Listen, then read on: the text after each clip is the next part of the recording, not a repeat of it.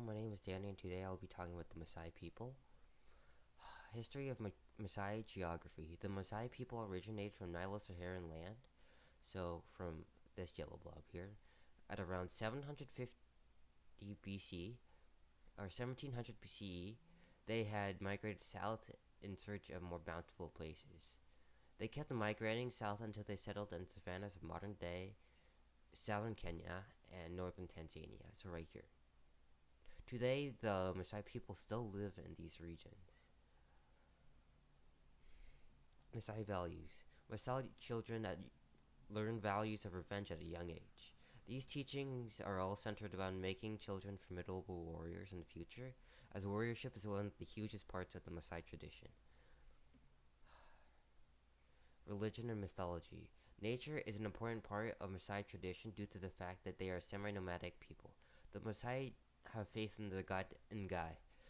Ngai is the supreme creator who is said to have masculine and feminine features. Ngai has two forms, one which is black and righteous, and the other one which is red and angry. The Maasai people believe that Ngai dwells in a mountain in northern Tanzania they call the Mountain of God, or Old Donyo Lingai. I probably butchered that. And the warriors of Maasai. Warriorship is one of the most iconic parts of the Maasai culture, and it's celebrated through many ceremonies. Every young boy would aspire to become a warrior, and once warriors are made, they celebrate with tribal dances and ceremonies. These ceremonies include Ikoto Ikul and Nkang Uniki, which means milk drinking ceremony and meat eating ceremony, respectively. The Maasai are known for this warrior and savage depiction, as you can see in later slides. Maasai art. Every once in a while, the Maasai may practice their jumping dance. The routine for the jumping dance includes singers providing a beat and lyrics to dance. The Maasai people sing in Ma, and most physical art is in the form of warrior decoration on their shields, such as this. Maasai technology. Maasai people must have properly armed to live a semi-nomadic life in Africa. Some may use traditional swords, but most Maasai warriors use metal-tipped spear with shields made of buffalo hide and pigment. The patterns on these shields are the most notable form of art in Maasai culture. So these patterns on the shields. Maasai houses are very primitive, as they are made primarily of mud, sticks, and grass to make a standing shack called a kraal. To start a fire, the Maasai tribesmen must spin sticks on logs to create smoldering wood, which then can be then fed to grass to create fire that is used to cook or provide warmth. Maasai families. Maasai culture has a patriarchal family system.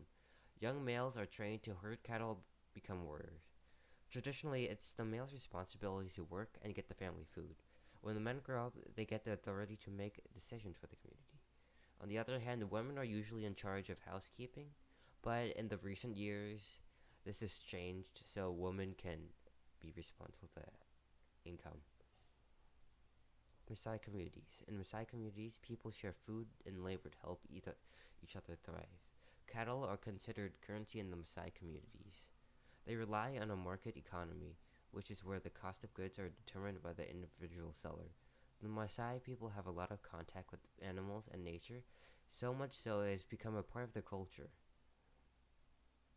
Sometimes the hunters become the hunted. This is a quote about the Maasai people, which references them being conquered by the British. Before the early 18th century, Maasai warriors controlled a lot of fertile land around Kenya, but this changed when the British arrived and took the fertile land away. So in the 1850s, the territory was the largest, but in 1883, a major epidemic from the European arrival spreads and kills a lot of the Maasai people. This urges the Maasai people in later years to make an armistice with the British so they wouldn't have any more losses.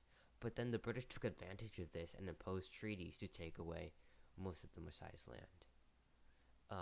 But then in the 1940s, Maasai land became preserved in national parks. European misconceptions. When Europeans came to colonize Africa, people thought the Maasai just as barbaric people who's just spared nothing. This was used by the British as propaganda to justify their colonization of Africa. Now they are thought as a tribe of formidable warriors or a group of cattle herders.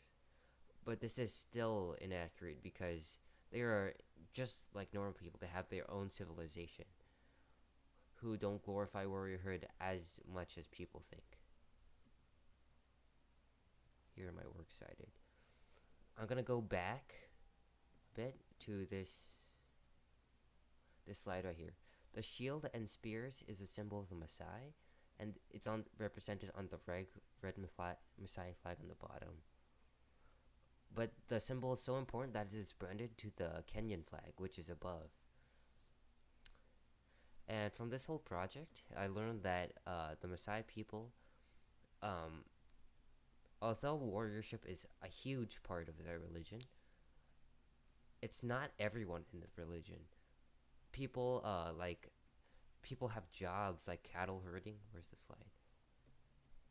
Cattle herding right here, and cattle herders, they sell stuff to the market, and they have much similar lives to us. Like, they influence the trade, they give stuff, they take stuff, but people just don't think them as that. They just think them as like, oh, they're African people. And now I see them as just their own like communities and stuff. It's really fascinating. So this concludes my presentation. Thank you for listening.